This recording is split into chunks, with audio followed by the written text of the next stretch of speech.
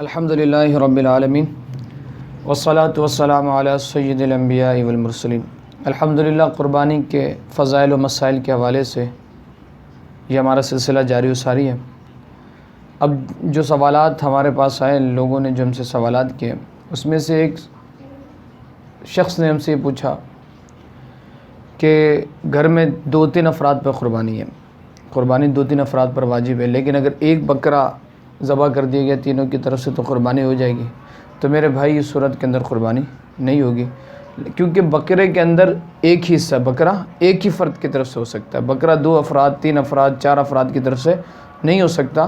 ان کے لیے ان کو اگر وہ بکرا ہی کرنا چاہ رہے تو ان کو چاہیے 3 بندے تو 3 بکرے کیے جائیں، اور بکرا نہیں تو پھر جانور میں حصہ لیں کہ ایک گائے 7 افراد کی قربانی کر سکتا ہے، ایک گائے کے اندر 7 بندے اس سے لے سکتے ہیں۔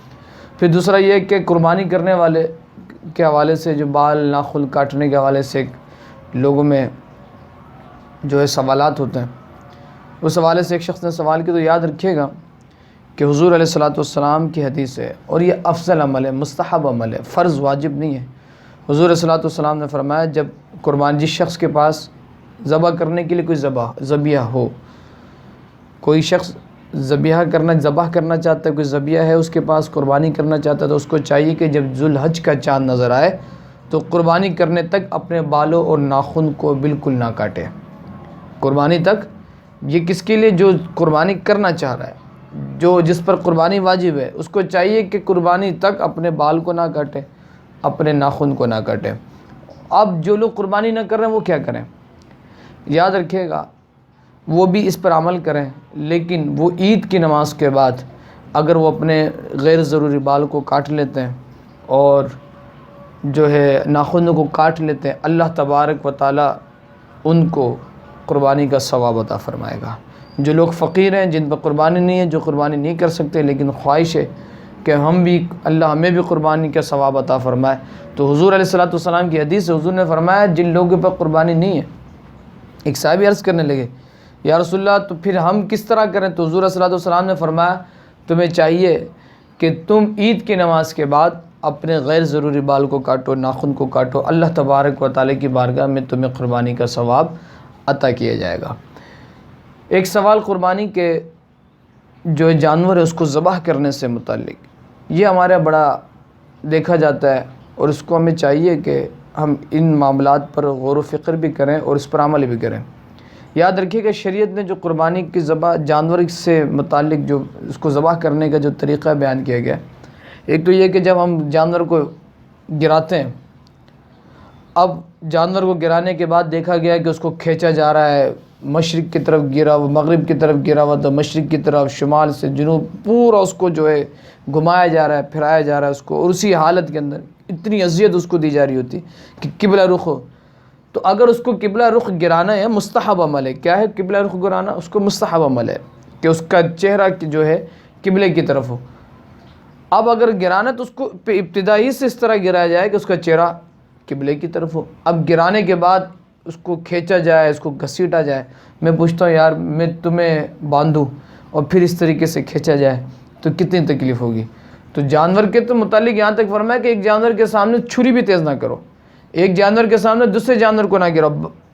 غیر مجبوری کی حالت میں جو سلٹر ہاؤس وغیرہ ہیں جہاں پہ سینکڑوں جانور ذبح ہو رہے تو ایک الگ مسئلہ ہے، لیکن ہمیں حتی الامکان ایک کوشش کرنا چاہیے کہ ان باتوں کا خیال رکھیں، اور بالخصوص یہ جو ذبح سے ریلیٹڈ جو مسئلہ ہے کہ ہم جانور کو گھسیٹتے ہیں، ادھر کرتے ہیں ادھر کرتے ہیں، یہ کوئی فرض نہیں ہے، واجب نہیں ہے۔ اگر آپ بآسانی ہو سکے تو آپ قبلہ رخ کریں اور ابتدائی سے اس انداز میں گرائیں، نہیں ہو سکے تو آپ مہربانی کر کے اس کو اسی انداز میں کر لیں۔ اللہ تبارک و تعالی انی وجہت وجہ للذی فطر السماء، اور فرماتا ہے فَإِنَّمَا تُوَلُّوا فَثَمَّ وَجْهُ اللَّهِ، تم جہاں بھی اپنا چہرہ کرو گے اللہ تبارک و تعالی کی جہت ہے، اللہ تبارک و تعالی ہی کی طرف جہت ہے۔ اب پھر ایک اور مسئلہ اس میں یہ دیکھا جاتا ہے کہ جب قربانی کے جانور کو ذبح کرنے کی باری آتی ہے تو کسائی بھی چھری کو پکڑے ہوتا ہے، قربانی کرنے والے بھی چھری کو پکڑے ہوتا ہے۔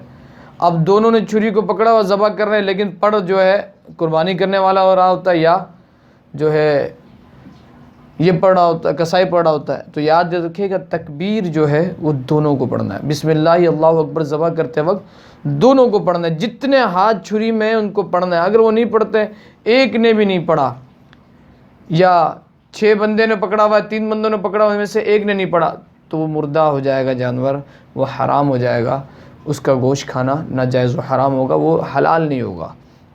حلال اسی صورت میں ہوگا کہ تکبیر جتنے لوگ اس کو پڑھیں ہوئے اس کو ذبح کرتے وقت اس کو تکبیر کو پڑھیں۔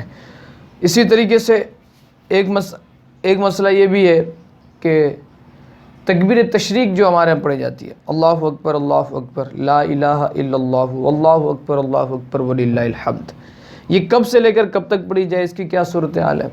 تو یاد رکھیے گا کہ 9 ذی الحجہ کی فجر سے لے کر 9 ذی الحجہ کی فجر سے لے کر 13 ذی الحج کی عصر تک جو شخص جماعت کے ساتھ نماز پڑھ رہا ہے اس پر یہ تکبیر کہنا واجب ہے۔ تکبیر کہنا کیا ہے؟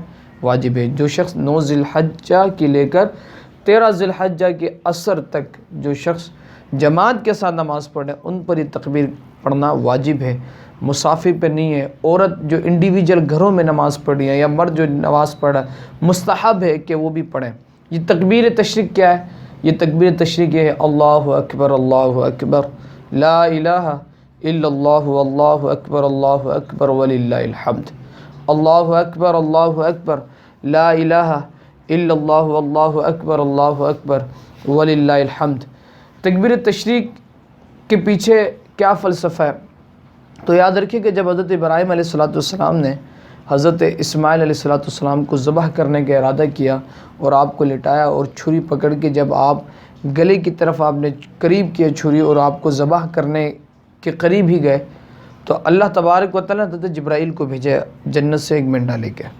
تو جب حضرت جبرائیل آئے، آپ نے جب نزول کیا مینڈا لے کے، جب آپ آنے لگے تو آپ نے حضرت ابراہیم علیہ السلام کے ہاتھ میں جو چھری دیکھی اور وہ حضرت اسماعیل کے گلے کے قریب تھی، تو آپ نے وہاں سے ندا لگائی اللہ اکبر اللہ اکبر۔ حضرت جبرائیل علیہ السلام نے ندا لگائی، یہ آواز لگائی، تو حضرت ابراہیم نے آسمان کی طرف توجہ کیا، آنکھ اٹھا کے جب آسمان کی طرف دیکھا تو آپ سمجھ گئے کہ اللہ تبارک و تعالیٰ کی طرف سے جو آزمائش تھی وہ آزمائش کا وقت ختم ہو گیا، اللہ کی طرف سے کوئی خوشخبری آئی ہے۔ تو آپ نے اس کے جواب میں کہا لا الہ الا اللہ اللہ اکبر۔ حضرت جبرائیل نے کہا اللہ اکبر۔ حضرت ابراہیم نے اس کے جواب میں کہا لا الہ الا اللہ اللہ اکبر۔ جب حضرت ابراہیم نے یہ جملے کہے، حضرت اسماعیل علیہ السلام نے حضرت ابراہیم کی جملے سنے تو آپ نے کہا وللہ الحمد۔ کیا کہا؟ وللہ الحمد۔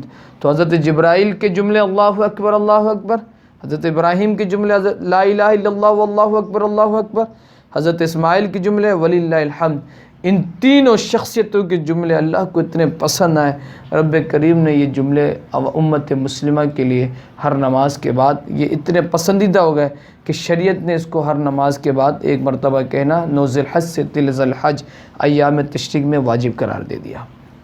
تو ہمیں چاہیے کہ ہم شریعت کو سیکھیں، دین کو سیکھیں، اس پر عمل کریں۔ اللہ تبارک و تعالی ہم سب کا حامی و ناصر ہو، ہمیں دین سمجھنے اور سیکھنے اور اس پر عمل کرنے کی توفیق عطا فرمائے۔